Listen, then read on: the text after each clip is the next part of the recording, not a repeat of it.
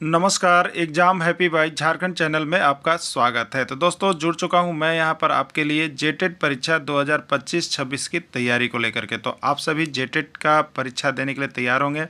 जेटेट परीक्षा बहुत जल्द होने वाली है, तो आप सभी यहां पे क्लासेज के लिए अवश्य जुड़ेंगे। आपको बताते चले, जेटेट में तैयारी को लेकर के बहुत तरह से आपके मन में कौतूहल बना हुआ होगा कि किससे तैयारी करें, कहाँ से तैयारी करें। तो आपको बताते चले, जेटेट परीक्षा में यदि आपको परचम लहराना है तो आप झारखंड राज्य के अनुमोदित पाठ्यक्रम JCERT किताब को पढ़ना कभी भी नहीं भूलेंगे। बाहर का प्रैक्टिस सेट लेकर के यदि आप पढ़ रहे हैं तो वो आपके साथ धोखा हो रहा है, ठीक है। तो आप JCERT जैक का किताब ले लीजिए, जो कि आपको झारखंड राज्य के सरकारी विद्यालयों में मिलते हैं।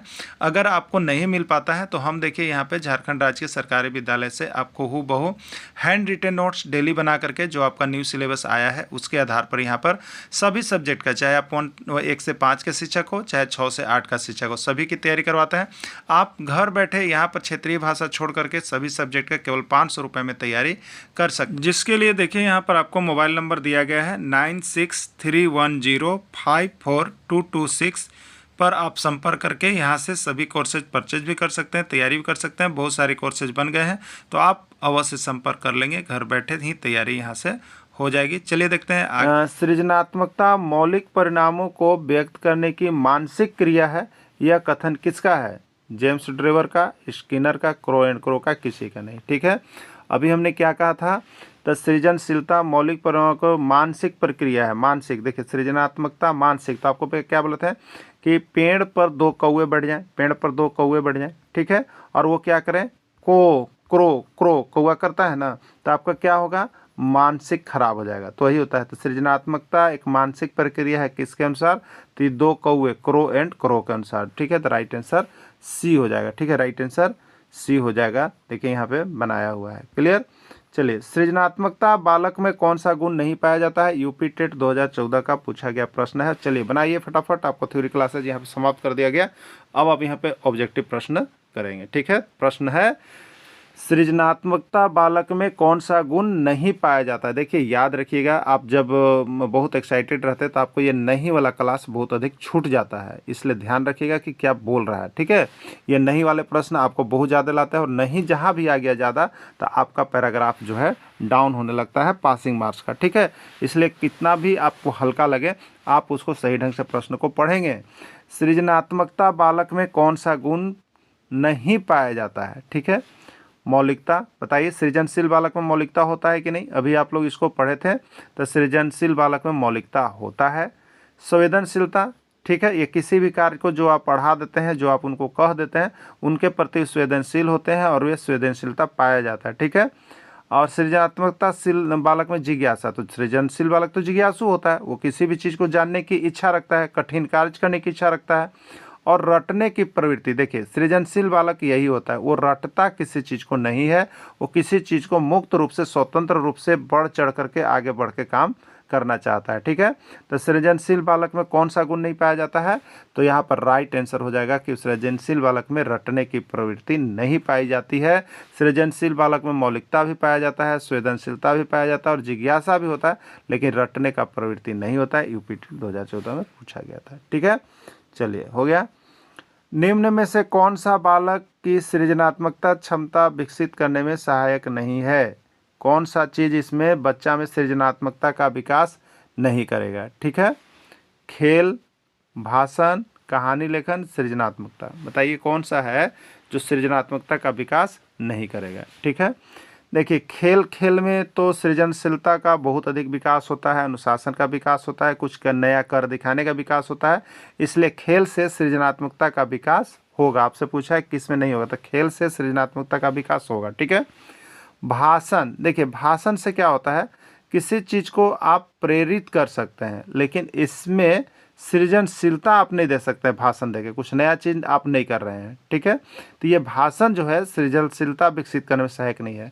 कहानी लेखन, आप जैसे मान लीजिए कि कहानी लेखन आप यहाँ पर 3-4 चित्र बना दिए, आप बोलिएगा उन बच्चा को किस चित्र से कुछ बनाइए, तो ये क्या कर रहा है? नवीनता रहा, नया नया विचार बच्चे लाएंगे, और नया नया विचार आता है किस में? सृजनात्मकता में। ठीक है, तो कहानी लेखन में सृजनात्मकता आएगा, और सृजनात्मकता ऑलरेडी सृजनात्मकता है, इसलिए इसमें राइट आंसर कौन विकसित करने में सहायक नहीं होगा? यहाँ पर सृजनात्मकता, इसमें किस चीज़ से सृजनात्मकता का विकास नहीं होगा तो वो आपका हो जाएगा भाषण से सृजनात्मकता का विकास नहीं होगा, बाकी सभी से सृजनात्मकता का विकास होगा। ठीक है, देखिए भाषण से क्या होता है, यहाँ पे लिख दिए हम, भाषण से भाव को विकसित किया जाता है, सृजनात्मकता का गुण नहीं लाया जा सकता है। ठीक है, निम्न में से कौन सी सृजनात्मकता की विशेषता नहीं है, कौन सी सृजनात्मकता की विशेषता नहीं है। ठीक है, तो मौलिकता क्या है, ये सृजनात्मकता की विशेषता है कि नहीं, मौलिकता बताइए, है ना। अभी आप देखें नवीनता क्या है, तो ये भी सृजनात्मकता की विशेषता है। ठीक है, और कल्पना शक्ति क्या है, ये भी सृजनात्मकता की विशेषता है। लेकिन अभी आपको हम पढ़ाए थे अभिसारी चिंतन और अपसारी चिंतन। ठीक है, जिसमें सृजनात्मकता के लिए कौन उत्तरदायी होता है, तो अपसारी चिंतन होता है, अभिसारी चिंतन नहीं होता है ना। तो इसमें राइट आंसर यही हो जाएगा आपका अभिसारी चिंतन। ठीक है, सृजनात्मकता में कौन सा गुण नहीं पाया जाता है, तो अभिसारी चिंतन का नहीं पाया जाता है। राइट आंसर अभिसारी चिंतन होगा। देखिए आपको जो हमने थ्योरी के यहाँ पे अभी जो दे दिया उसी में से आपको सारे प्रश्न रहेंगे, थोड़ा सा आप गहन इसको विचार कर लीजिएगा। ठीक है, तो सृजनात्मकता की इसमें विशेषता कौन नहीं है, तो सृजनात्मकता का विशेषता में आपको हमने 10-20 पॉइंट देख दिया, उसको बस देख लीजिएगा, उतना ही से प्रश्न छप रहा है। तो सृजनात्मकता में मौलिकता भी होता है, नवीनता भी होता है, कल्पना भी होता है, बहुत तरह से वो कल्पना करके नए नए चीज़ों का जुगाड़ करते हैं। लेकिन अभिसारी चिंतन याद रखिएगा उसमें नहीं होगा, उसमें अगर होगा तो अपसारी चिंतन होगा। ठीक है, क्योंकि बालक जो है विभिन्न जगहों से डाटा कलेक्ट करके कुछ नया चीज़ करने का सोचता है, एक ही बिंदु पर केंद्रित नहीं होता है, वो लकीर का फकीर नहीं होता है, वो रटने का प्रवृत्ति नहीं होता है, ये सब रखिएगा दिमाग में। ठीक है, चलिए सृजनात्मकता के मापन हेतु नहीं है, सृजनात्मकता के मापन हेतु नहीं है। सृजनात्मकता के माप इसमें किससे नहीं की जाती है, पंजाब टेट 2018 में पूछा गया है। ठीक है, चित्रों का पूर्ण होना, देखिए चित्रों का पूर्ण होना, मान लीजिए कि आप एक यहाँ पे प्रकृति दे दिए, यहाँ सूरज भगवान दे दिए, यहाँ पे पेड़ दे दिए, यहाँ पे घर दे दिए, अब इसको क्या करना है, कहानी लिखना है। तो चित्रों के माध्यम से चित्र को पूर्ण कर देना वो क्या होता है, सृजनात्मकता का माप वहाँ से हो जाता है। बच्चा को हम पता कर सकते हैं कि ये सृजनशील है कि नहीं है, तो चित्रों को जब पूर्ण करेगा तो ये सृजनात्मकता के मापन हेतु है। ठीक है, कहानी लेखन, किसी चीज़ को दिखा करके कहानी लिखवाना, ये भी सृजनात्मकता का पहचान करना है। वृत्त परीक्षण, किसी चीज़ का नए नए गोलाकार भाग में परीक्षण करना, ये भी सृजनात्मकता का है। लेकिन अब एक ऑप्शन बच गया, जीवन वृत्त अध्ययन। ठीक है, अगर आप जीवन भर अध्ययन करते रहते हैं तो ये सृजनात्मकता का लक्षण नहीं है, ये एक जगह पर टिके रहने का लक्षण है, इसमें कुछ नया भाव नहीं आ रहा है।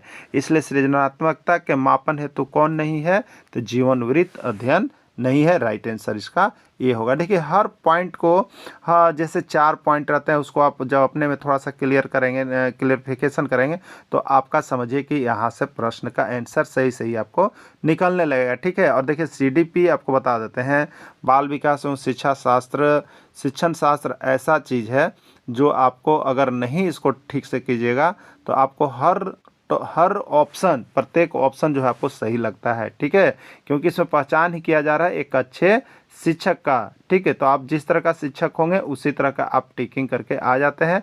और हर कोई एक दूसरे से लड़ता है कि मेरा सही है तो मेरा सही है, लेकिन सही कौन होगा, जो बोर्ड जो है अपना आधिकारिक वेबसाइट पर जो आंसर को सही मानता है। ठीक है, तो इसलिए CDP देखिए बहुत आसान है, CDP को आप कभी भी भारी नहीं समझिएगा।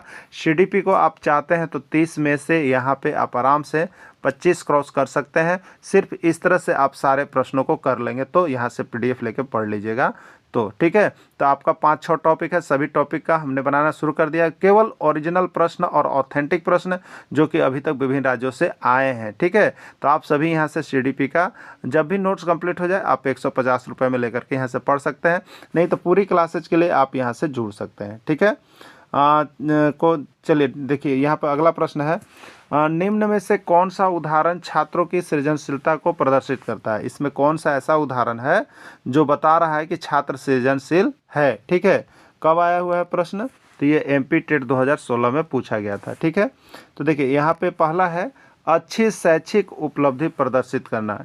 ठीक है, तो देखिए अच्छा रिपोर्ट कार्ड होना ये जो है सृजनशील बालक का गुण नहीं है। ठीक है, हम रट करके भी अच्छा शैक्षिक उपलब्धि प्रदर्शित कर सकते हैं, लेकिन तो ये जो है आपको सृजनशीलता प्रदर्शित नहीं करता है। किसी भी चीज़ का रिपोर्ट कार्ड, ठीक है, किसी भी चीज़ का रिपोर्ट कार्ड ये सृजनशीलता प्रदर्शित नहीं करता है। ठीक है, चलिए अनुपयोगी सामग्री से पेंटिंग बना देना। देखिए सृजनशील बालक यही होगा, सृजनशील का पहचान यही होगा कि कुछ आपको खराब से खराब चीज़ भी आप किसी को दीजिएगा तो वो सृजनशील होगा, तो उससे नया चीज़ आपको कुछ बना करके देगा।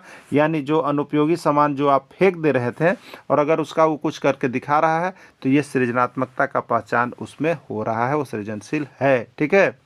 नेक्स्ट है किसी समस्या का केवल एक समाधान करना, ये तो बिल्कुल गलत है। सृजनात्मक बालक जो होता है उसमें नवीनता पाया जाता है, मौलिकता पाया जाता है, दृढ़ प्रतिज्ञा पाया जाता है, अनेक अवसरों को करने का पाया जाता है। इसलिए वो केवल एक समाधान ही प्रस्तुत नहीं करता है, वो अनेक समाधान प्रस्तुत कर सकता है एक समस्या का। ठीक है, आपको समझ में आ गया होगा क्लियर क्या हुआ इसमें। कौन सा उदाहरण छात्रों की सृजनशीलता को प्रदर्शित करता है, आपसे पूछा गया था, एमपी टेट 2016 में पूछा गया है। तो एक अच्छा जो है रिपोर्ट कार्ड वो सृजनशील नहीं है क्योंकि वो रट कर भी ला सकता है, लेकिन यहाँ पे सृजनशील कौन सा प्रदर्शित कर रहा है, तो अनुपयोगी सामान से पेंटिंग बनाने वाला। ठीक है। किसी समस्या का केवल एक समाधान प्रस्तुत करना, ये सृजनशील बालक का लक्षण नहीं है, वो किसी एक समस्या को अनेक तरह से उसका समाधान प्रस्तुत करते हैं। क्लियर हो गया होगा आप सभी को। तो राइट आंसर इसका क्या हो रहा है, राइट आंसर इसका बी हो रहा है। ठीक है। सृजनात्मकता उत्तर के लिए आवश्यक है, सृजनात्मकता उत्तर के लिए आवश्यक है, हरियाणा टेट 2019 में पूछा गया है। प्रत्यक्ष प्रश्न, मुक्त उत्तर वाले प्रश्न, विषय वस्तु पर आधारित प्रश्न, अनुशासित प्रश्न। ठीक है। सृजनात्मकता उत्तर के लिए क्या आवश्यक है। ठीक है। सृजनात्मकता उत्तर के लिए देखिए यहाँ पर जो है आपको किसी का करना है तो आपको मुक्त उत्तर वाले प्रश्न देना होगा। कौन सा प्रश्न देना होगा, मुक्त उत्तर वाले प्रश्न, माने स्वतंत्र प्रश्न आप उसको दीजिए, कहीं से भी प्रश्न दीजिए, वो पूछने के बाद तब आपको यहाँ पर सृजनात्मकता का पता चल पाएगा। ठीक है। अगर अनुशासित प्रश्न यानी जो प्रश्न आए हैं वही प्रश्न आप पूछते हैं तो उसमें मौलिकता नहीं रहेगा। विषय वस्तु पर जो किताब है उसी किताब से तो रट के भी लोग बता सकता है, और अनुशासन और यहाँ पर सृजनात्मकता में रटने का प्रवृत्ति नहीं होता है। इसलिए आप जब भी उससे प्रश्न पूछेंगे तो मुक्त उत्तर वाले प्रश्न पूछेंगे, स्वतंत्र प्रश्न पूछेंगे कि वह जो है कुछ गढ़ के कुछ नया करके आपको उस प्रश्न का जवाब दे पाए। आप ऐसा नहीं करेंगे कि आपका टेक्स्ट बुक में जो प्रश्न दिया है वही प्रश्न बच्चा से पूछ रहे हैं तो वो रट के भी आपको बता सकता है, जिससे सृजनात्मकता का इसमें उत्तर पता नहीं चल पाएगा। ठीक है। तो इसको कैसा प्रश्न आप देंगे, मुक्त उत्तर वाले प्रश्न देंगे, जो स्वतंत्र प्रश्न देंगे कि कुछ नया करके आपको वो बता सके। ठीक है। सृजनशील चिंतन की अवस्था है, सृजनशील चिंतन की अवस्था है, पीटेट 2016 में पूछा गया, पंजाब टेट में तथ्य संग्रह, वर्गीकरण, स्मरण, यह सभी। ठीक है। तो सृजनशील चिंतन की इसमें सभी अवस्थाएं पाई जाती हैं, राइट आंसर इसका डी है, सभी है। ठीक है। चलिए, सृजनात्मकता संयोगों का पुनर्गठन है, उपरोक्त कथन किसका है। ठीक है।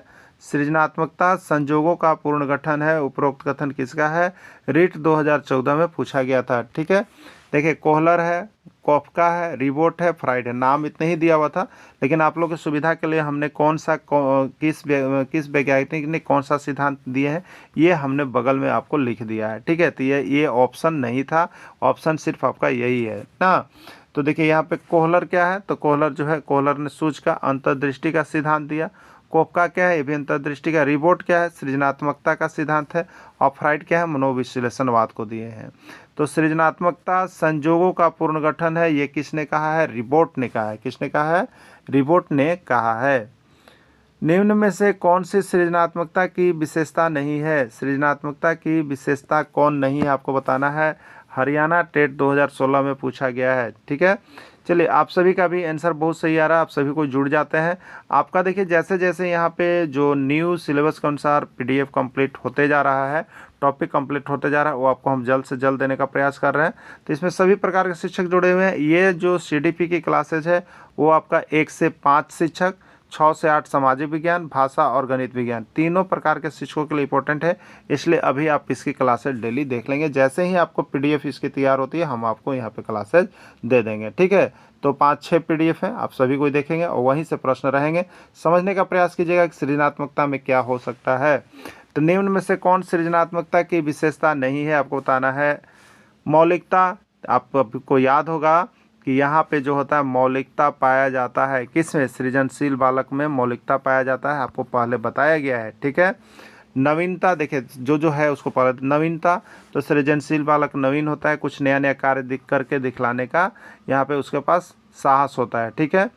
दूसरा है उपयोगिता, तो उसके पास किसी भी चीज़ का उपयोगी होता है, वो आप देखिए कूड़ा कचरा से भी वो कुछ नया चीज़ करके दिखा देगा, इसलिए वो बहुत ही उपयोगी होता है। लेकिन अनुकरण, देखिए एक सृजनशील बालक जो है किसी का अनुकरण नहीं करता है, किसी को देख करके काम नहीं करता है। वो क्या होता है, तो नया नया विचार ला करके अपने से वो काम करता है।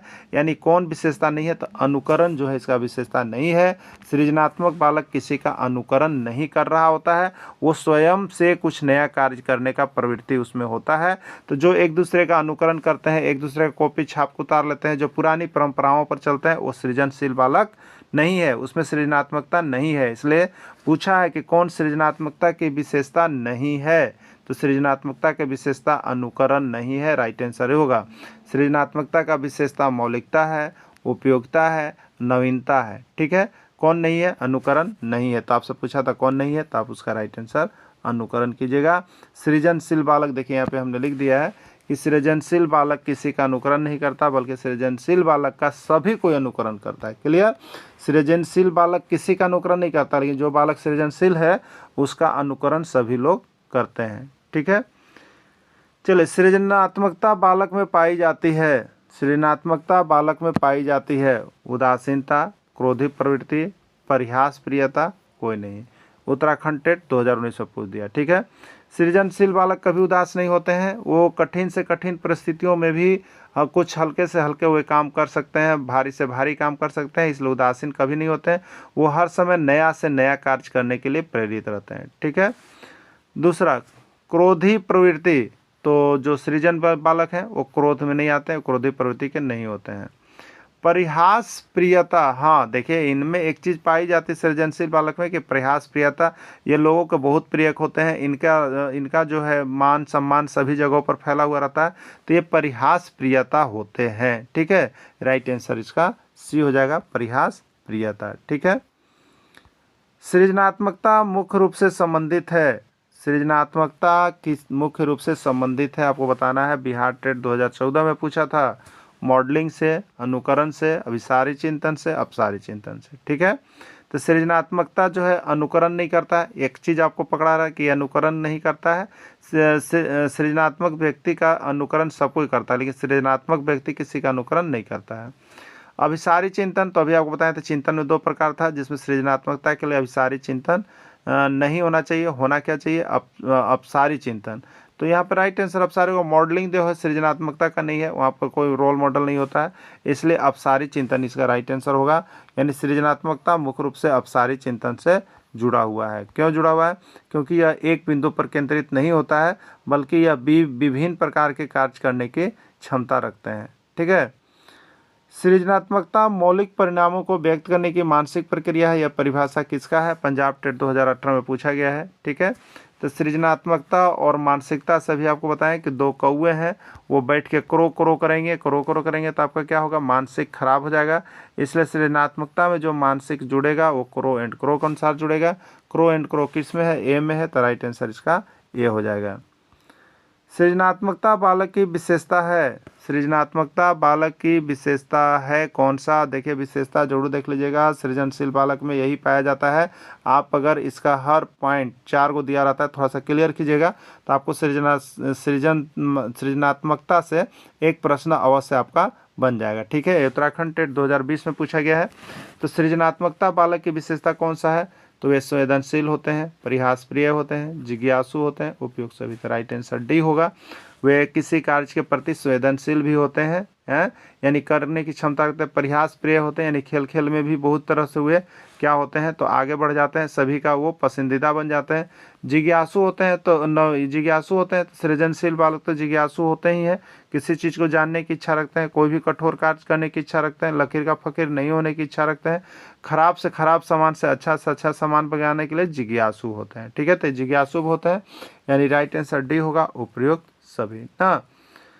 गिलफोर्ड ने सृजनात्मकता के कितने तत्व बताए हैं, गिलफोर्ड ने सृजनात्मकता के कितने तत्व बताए हैं, हरियाणा टेट 2014 में पूछा गया था, 4, 5, 6 या 7। ठीक है, गिलफोर्ड के सृजनात्मकता के कितने तत्व बताए गए हैं, तो गिलफोर्ड ने सृजनात्मकता के 4 तत्व बताए हैं। अभी 4 तत्वों को आपको पहले क्लियर भी किया था, लेकिन यहाँ पे चले देख लेते हैं 4 तत्व कौन कौन सा है।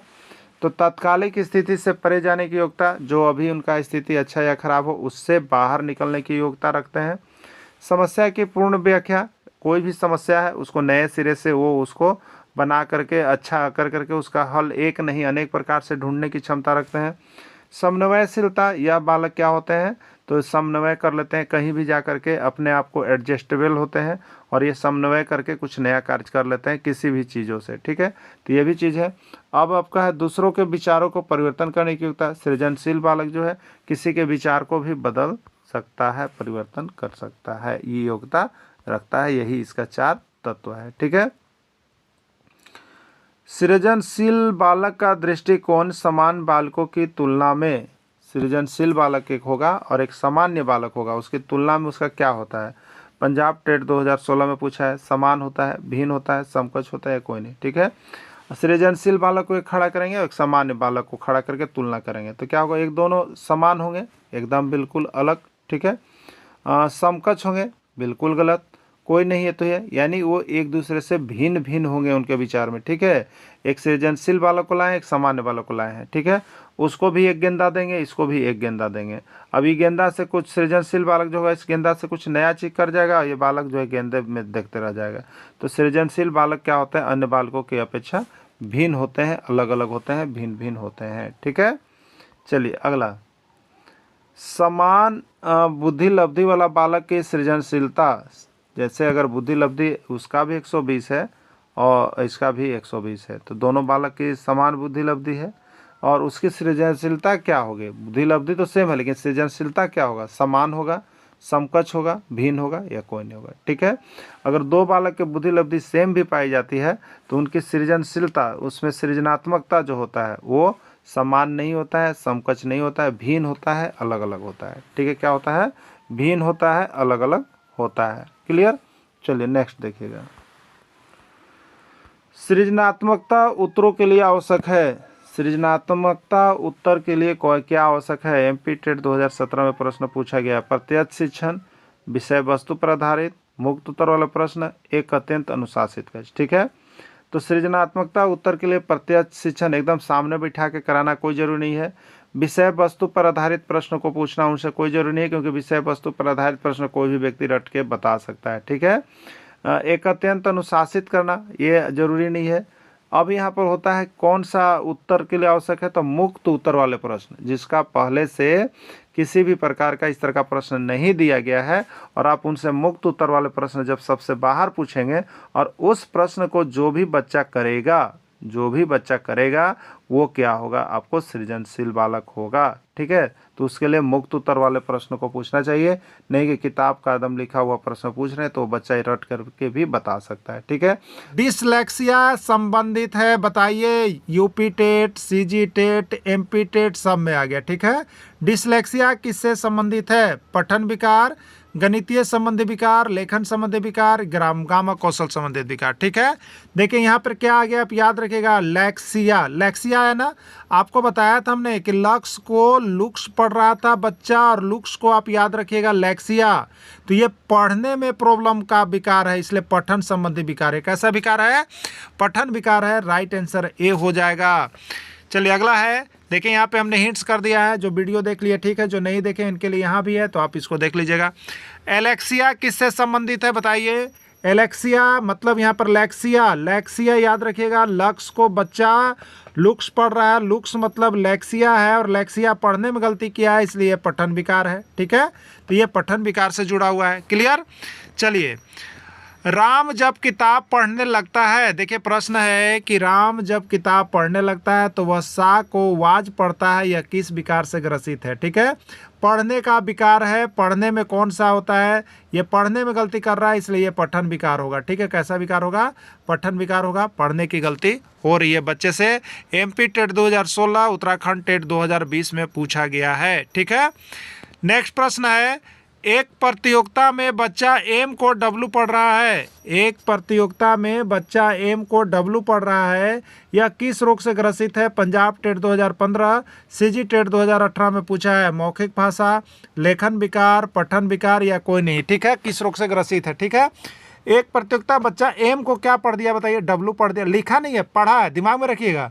एम को डब्लू पढ़ रहा है, यानी ये पढ़ने में गलती कर रहा है, पढ़ने में गलती कर रहा है ना, ये किस में जाएगा बताइए, पठन विकार में जाएगा ना, पठन विकार है। क्लियर, पठन विकार है। चलिए अगला, सीता को कक्षा में लिखने के लिए बॉय कहा जाता है। सीता को कक्षा में लिखने के लिए बॉय कहा जाता है, लेकिन वह डॉय लिख देती है। यह किस रोग से ग्रसित है? एमपी टेट 2018, यूपी टेट 2020 का पूछा गया प्रश्न है। डिस्ग्राफिया है, डिसलेक्सिया है, डिसकैलकुलिया है, डिस्मोर्फिया है, क्या है आपको बताना है। ठीक है, चलिए एक एक करके हम लोग ऑप्शन देखते हैं।